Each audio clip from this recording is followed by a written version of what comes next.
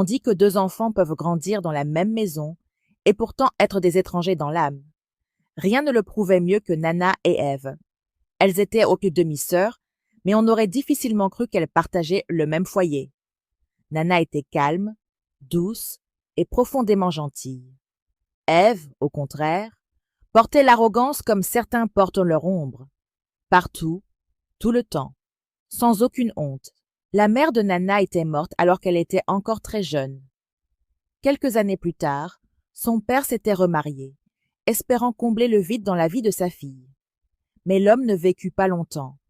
Des années de tabagisme et d'alcool finirent par l'emporter.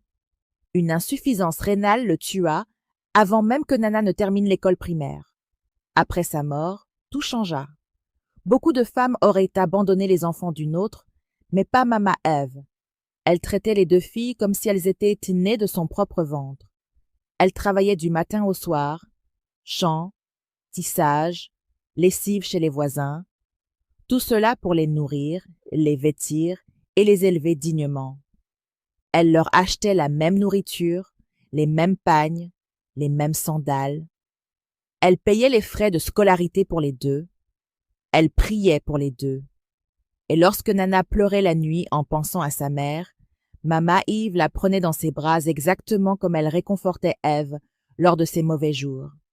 C'était une femme respectée au village, une mère au cœur pur.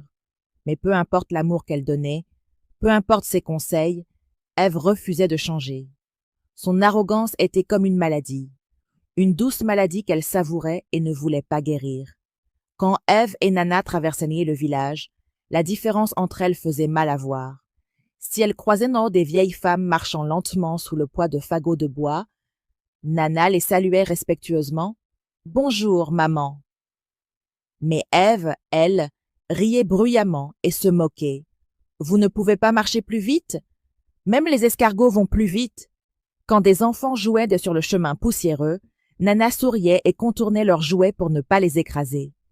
Ève, elle, donnait des coups de pied dans leurs boîtes et leurs cailloux en criant « Vous voulez rayer ma jambe? Dégagez !»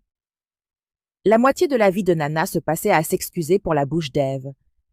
Elle s'excusait auprès des anciens, des mères, des enfants. Parfois même auprès des chèvres, car Ève criait aussi après elle.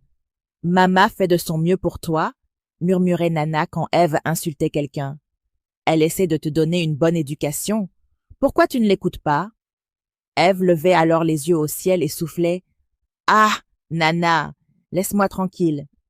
Je n'ai pas le temps pour toutes tes histoires